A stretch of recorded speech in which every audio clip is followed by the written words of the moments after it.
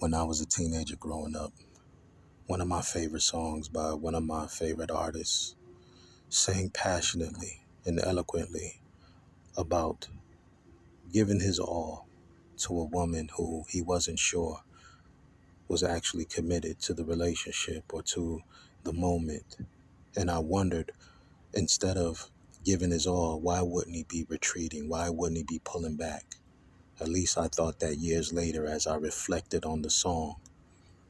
Back then, it just seemed like a powerful love song of expression of emotion and wanting this woman to know how much invested that this favorite artist, one of the favorite artists of mine, was. But years later, fast forward and you think about it, after going through my own set of experiences, I wondered, shouldn't anyone in that predicament pull back and retreat opposed to giving their all to a situation where there's lack of clarity, lack of honesty, lack of respect, lack of honor, and most importantly, lack of communication? The basis of all relationships is based on communication. And yet, what I'm finding is that most people, especially so-called chosen, so-called high vibrational beings, are afraid to communicate.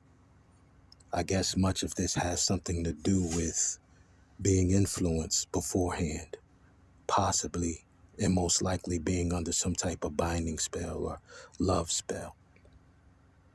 And with these spells, in order to keep them activated, those around you have to do stuff with either your hair, your body fluid, or your beverages or your food.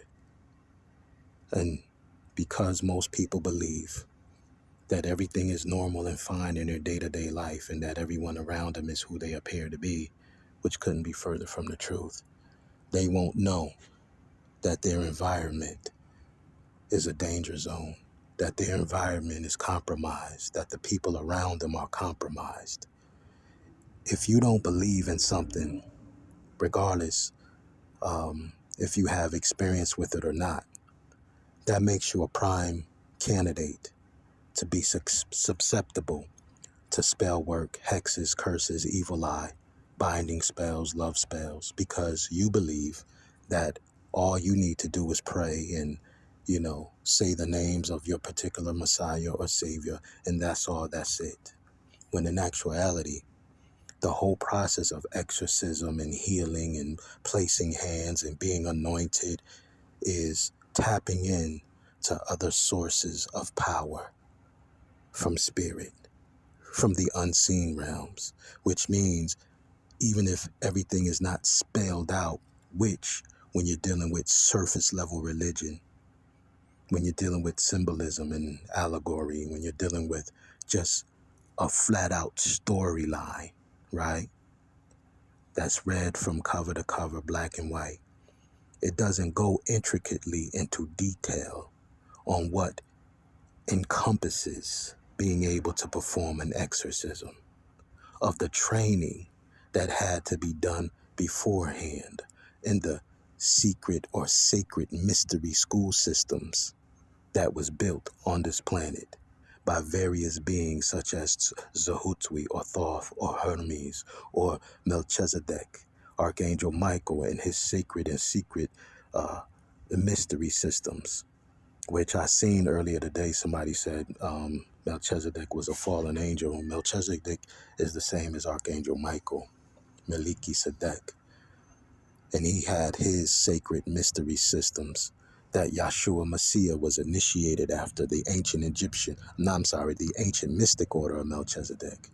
But then you had ancient Egyptian orders and sacred mystery schools from Hermes or Thoth or Zahutwi.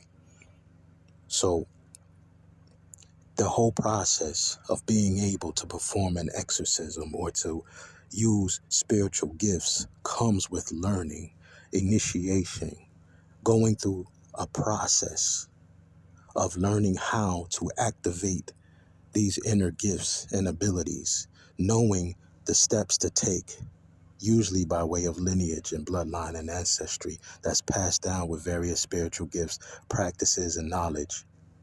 on how to protect and defend spiritually. That gets passed down the knowledge of cultivating herbs. Some are into the more extreme of animals and things of that nature and blood, but there are others who don't practice the darker arts or the darker side.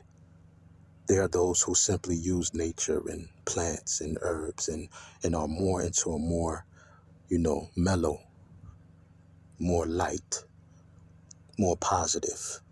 Some refer to it as white magic versus dark magic. Even there's a whole misconception there.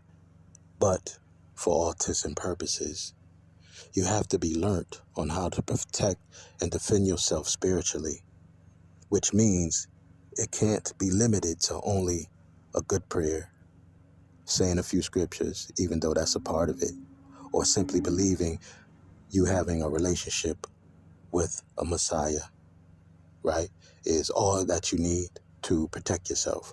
No, you are responsible for putting in the work, learning what you need to learn to protect and defend yourself and executing it.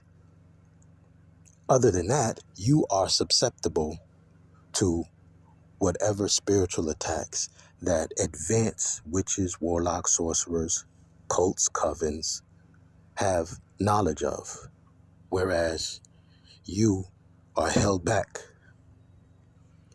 Sometimes I feel I don't know which way is up or which way is down. You make me feel like you're not for real. You play with my emotions, but I can't let you go. I've got this burning deep down inside of me, telling me that I should believe everything that you say. It's hard to live a lie with somebody day in, day out. And I've got to know the truth. I can't keep just wasting my time. So I'll be giving my all to you. Yes, I will. Nothing else will, nothing else will do. My all to you today. And I wanna know if you love me that way.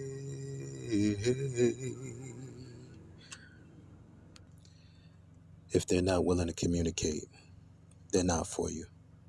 If they're unwilling to make their feelings known and express themselves to you completely and honestly, directly and not indirectly, they're not for you.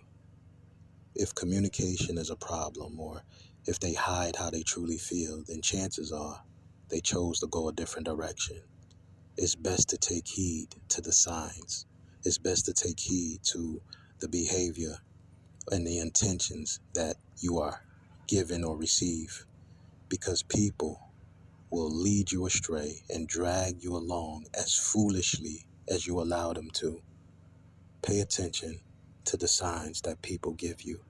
Believe them when they show you very little respect, honor, and regard for your overall well-being, for you having clarity, for you being respected, and them giving you the same honor, respect, and trust that you gave them or are willing to give them. Don't let these people play in your face.